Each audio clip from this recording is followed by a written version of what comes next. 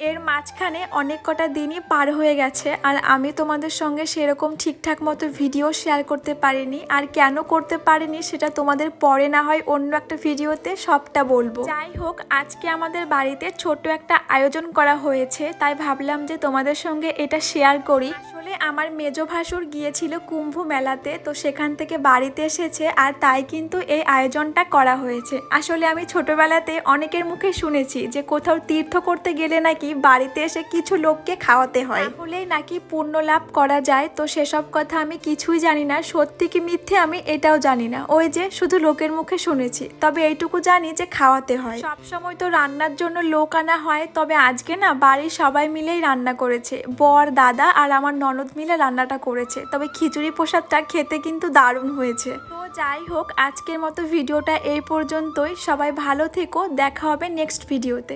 Tata.